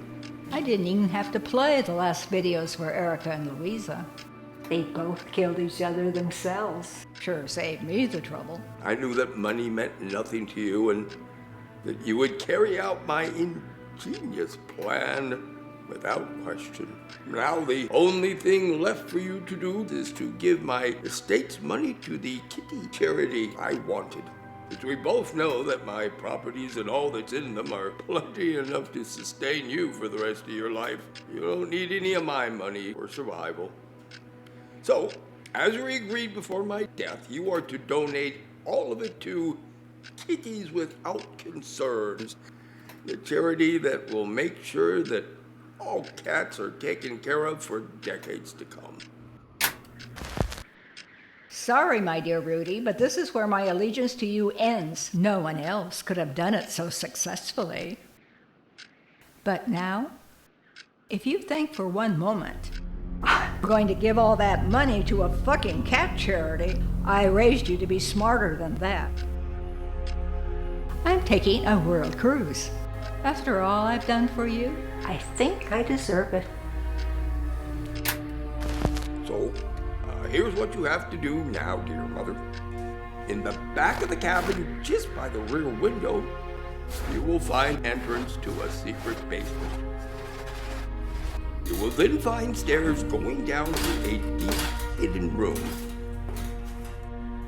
In that room, you'll find a secret ATM machine, which I had installed years ago to allow me to keep my bank accounts within reach. It will turn itself on automatically as soon as you enter the room.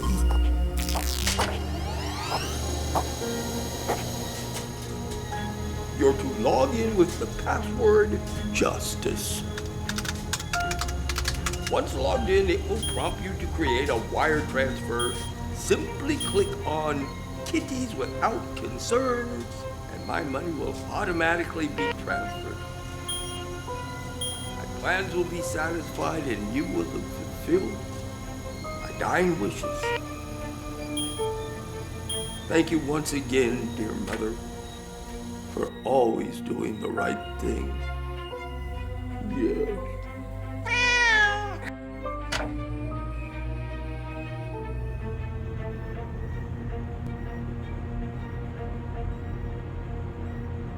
Sorry, Rudy, but that's an awful lot of money to squander on cats.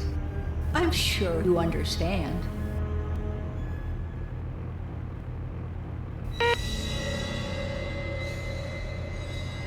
Mother. I thought you were the one person I could always count on. I hoped that I would never need to question your devotion. But in the unfortunate event I was mistaken, I devised this one final video. This wouldn't have been triggered if you had pressed the correct button. My dear mother, you are going to find that you, sadly, made a fatal mistake. Any button automatically would have sent the money to my kitty charity. The only reason for the multiple choice was to assure just how trustworthy you were. If you had pressed the correct button, you wouldn't be watching me now. By the way, that needle that pricked your finger contains a very strong neurotoxin compound that you'll find will immediately start to paralyze you. Rudy, this isn't funny. I'd say right about now your legs are starting to give way. In a few moments you'll find that you won't be able to move at all. It was a mistake. I meant to press the kitty charity button. Right about now you'll start to breathe. My vision's not so good. Your throat is getting tight and your tongue is beginning to swell. The toxins will slowly collapse your lungs over the next few hours, causing you to struggle to pull in every breath of air until they just no longer work anymore. As you struggle with your last breaths over your final hours of life, how about I keep you entertained with the sounds of kitties? Sounds to remind you of the fatal choice you made this day. Enjoy these sounds of these wonderful kitties, mother. And take solace in knowing that they will live out their time much less painfully than you will. You can spend your remaining hours being reminded of the consequences of your disloyalty to me. Goodbye, mother. I'm sorry, really. I'm sorry. I didn't mean to destroy. Give me another chance.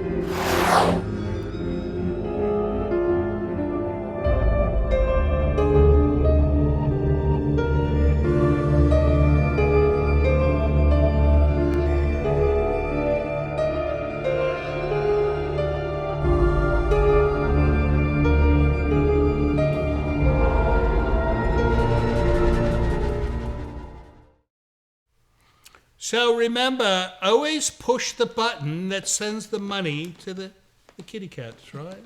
And we do it. Now, greed. There's a message. A moral, That's right. A moral to this story. Always give the money to the cats because cats can spend money too, right? Always try to give them a moral message.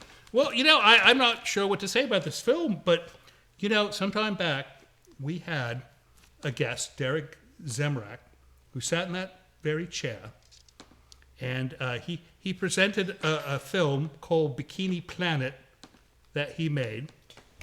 No, and we presented him that very night with a trophy that said, "Worst film ever shown on Creature Features." Now, if that man was stood in front of me right now, I would snatch that trophy from his hand and I would place it in yours. I'm honored. See? That's right. No. Wonderful film. I enjoyed it very much. But I imagine you have more than one of those awards, right? No, I have a butt award that was given to me from that's nice. Rectuma. I do not have one of those. Well, it's who you know. So you have all these other films you've done. How do people see more? They can go to the website. What's the website? Piromount.com. Piromount. Piromount.com. So it's not Paramount. Not Paramount. I'm thinking of suing them. Piromount. And you can also, a lot of these movies are on Tubi. On Tubi. You can go to Tubi and see a lot of the movies as well. Tubi is the one owned by Amazon, is it not? I don't think so. I don't know. Right. Nobody tells me anything. Right. No, I'm the same way. And you, what are you doing next? Well, I have a feature film that I'm about to film called The Morning Architect, which I mentioned in the show that I was previously on. Right. And I'm also going to be working behind the scenes on a reality show. Oh, how nice. Yes. Behind the scenes on a reality show. So if the reality is in front of the camera, is the stuff behind the camera not reality? Is that where all the acting occurs? That's a good point. I think it's part of the multiverse and the quantum physics, different realms, and yeah. No, I once tried to read Hawking, and I had to put it down after 2 pages because it gave me a migraine. Never do it. It's terrible. Well, I want to thank you both for coming on the show, coming back again, Debra, and for introducing us to the wonderful Mark Pirro. And let us know next time you do a film and want to come show it here. I will do that. Alrighty, as far as you guys are concerned, we hope you enjoyed tonight's film. We hope you'll come back next week. We'll have something else. And until then, have a wonderful weekend. And don't forget, we love you. Ta-ta. So tell me, do they have an award for the worst horror host? I don't think so. They should.